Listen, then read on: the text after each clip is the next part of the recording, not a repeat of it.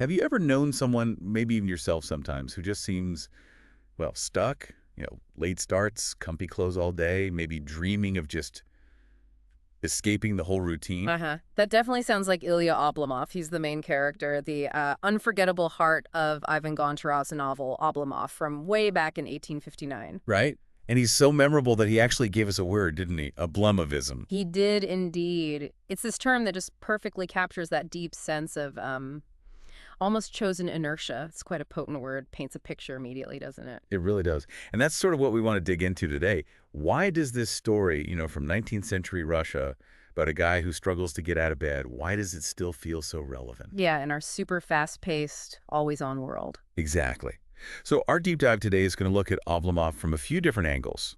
His historical setting, the psychology behind him, how society today might mirror some of this, and maybe the bigger philosophical questions he brings up. hmm And we'll be drawing from literary analysis of the novel itself, but also looking at some modern studies about work and, well, burnout, that sort of thing. The goal is, by the end, maybe you'll be thinking, are there times I feel a bit Oblomov? And what can this seemingly lazy nobleman teach us about purpose, about productivity today? Yeah, what's the takeaway for us now? Okay, so let's start with the scene. Paint us a picture of Oblomov's Russia. We're talking mid-19th century, right? Before the big changes with the serfs. Yeah, that's right. It was a time, especially for the landed gentry, the aristocracy, where life could be pretty leisurely. A lot of that lifestyle was directly supported by the labor of serfs. Okay. And Ilyich Oblomov, he's sort of the poster child for this, a nobleman in St. Petersburg, but his defining trait, it's just incredible inactivity. Doesn't he famously spend his days in his dressing gown, the schlafrock? Yes, the Schlafrock, it's almost a character in itself. He barely leaves his apartment, often just stays wrapped in it. It's like his mobile comfort zone. That image is so strong. I remember reading about him actually getting up, taking a few steps, and then just collapsing back onto the sofa or bed. It's like paralysis. It really is. And crucially, he's not working for a living in the way we think of it.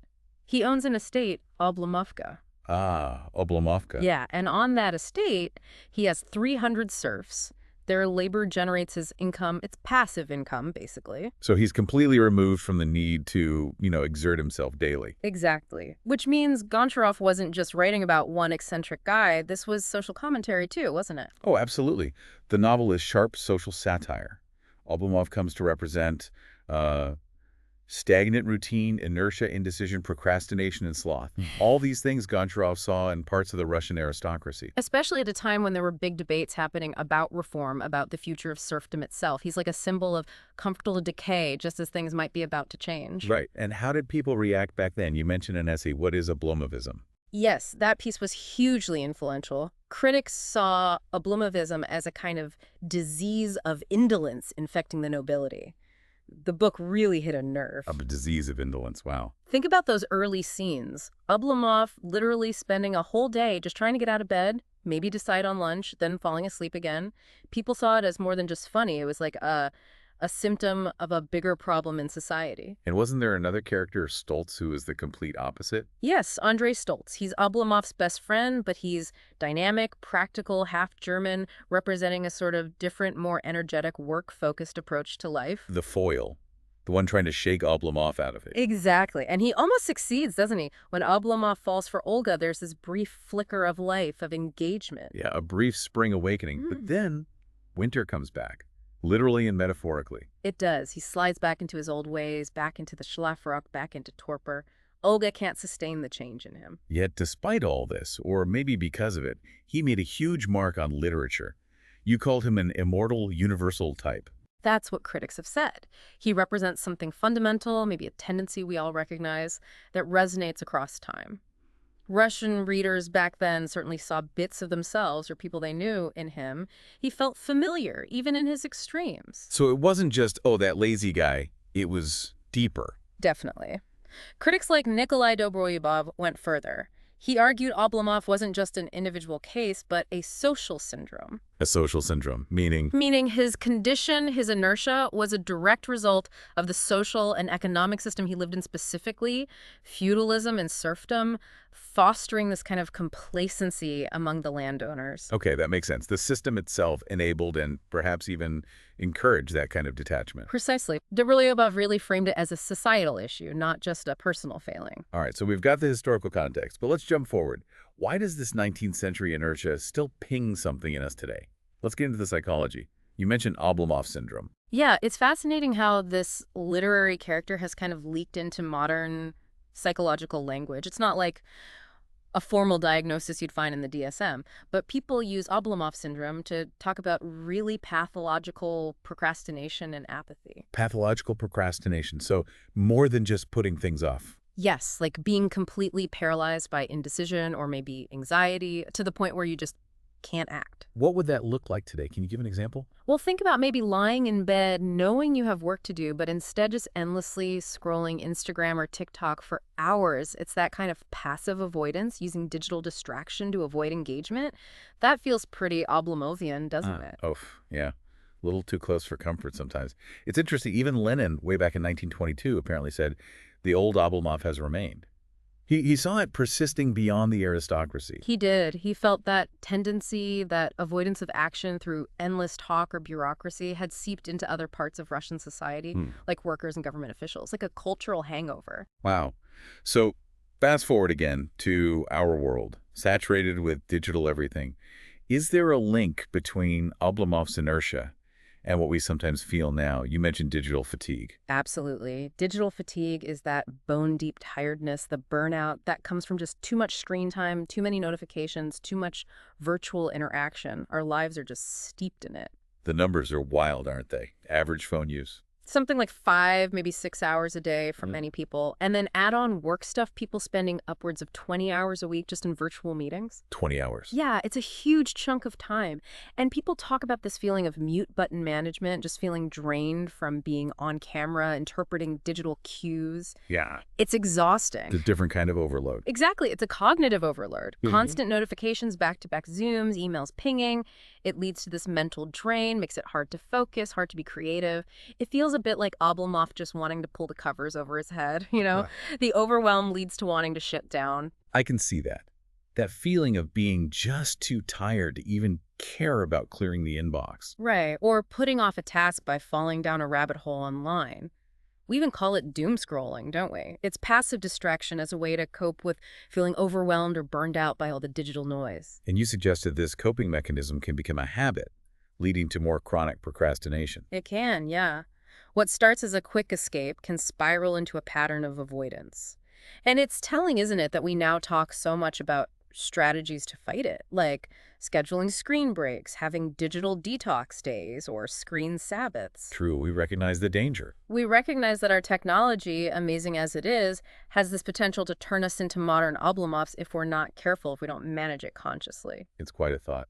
Okay, let's shift gears slightly. Let's talk about the sociology, the economics. We mentioned Oblomov's passive income from his serfs. Are there parallels today? Well, you definitely see a strong current desire for passive income, don't you? People aiming for it through stock investments, maybe rental properties, creating online courses or businesses. This dream of income flowing in without constant grinding effort. Right, the FIRE movement, stuff like that, financial independence, retire early. Exactly. It's tapping into that same allure of financial freedom without the daily grind. It's not identical to Oblomov's situation, of course, but the underlying desire for ease is there. Though the labor involved is worlds apart. Serfdom versus clicking buttons or managing assets. Oh, completely different realities, ethically and practically, but the aspiration for a life less burdened by constant work has echoes. And you also brought up the frustrations of younger generations, millennials, Gen Z feeling stuck, things like student debt, housing costs, wages not keeping up. How does Oblomov connect there? There's this feeling for some, maybe many, that the system is rigged, that social mobility is harder, that they're working incredibly hard but not getting ahead, while wealth concentrates elsewhere.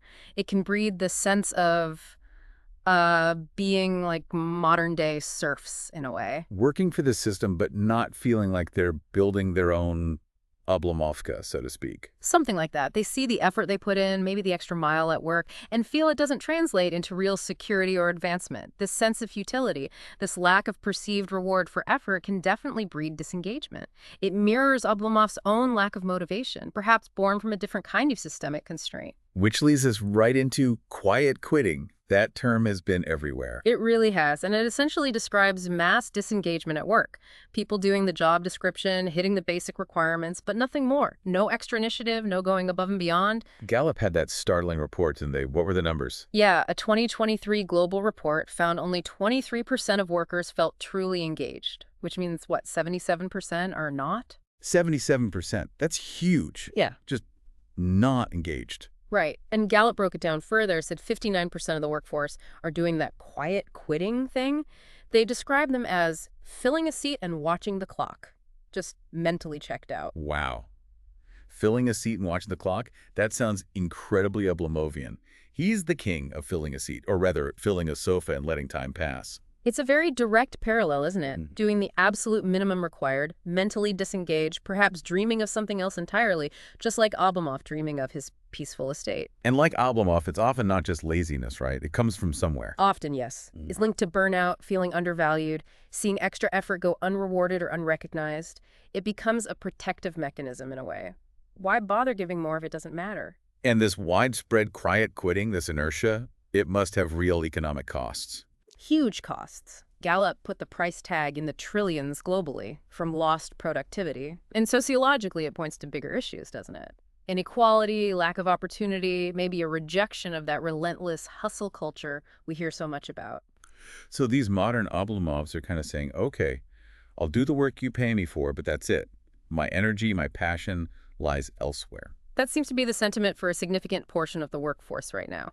A quiet refusal to overinvest in systems they feel aren't serving them fairly. Okay, so beyond the psych lab and the office cubicle, what about the deeper stuff, the cultural, the philosophical questions Oblomov stirs up? Right. Because he makes you ask, doesn't he, what's the point of all this frantic activity? Is productivity the only measure of a life well lived? Is there value in just being, in rest? We do see pushback against the always-on culture. You mentioned things like the slow movement. Exactly. Slow food, slow travel, slow parenting, mindfulness, digital detoxes. These are all, in a way, modern echoes of Oblomov's perhaps unconscious philosophy of ease. They value presence, savoring the moment, not just rushing to the next thing. Like Oblomov's idealized dream of life back on his estate, just enjoying simple things without pressure. Without the pressure to monetize every hobby or optimize every second. And Oblomov himself, despite the inertia, he isn't a total blank slate. He has thoughts, feelings, he appreciates beauty, he dreams. That contrast makes his inaction almost more poignant. It does. He's intelligent, he has potential, but he's paralyzed. It mirrors some of that modern existential angst, doesn't it? Questioning the point of the career ladder, the endless pursuit of more money, more status. We see so much of that now. Books, podcasts, people leaving high-powered jobs to do something completely different, searching for meaning beyond the conventional path. Exactly. You could almost see Oblomov as a kind of early accidental anti-hero for anyone questioning the rat race. But we have to be careful not to romanticize him too much, right? The novel ultimately shows his inertia as self-destructive. Oh, absolutely. He's generally seen as a cautionary tale. His dream remains just that, a dream, because he can't take the steps needed to engage with life, even with the people he loves.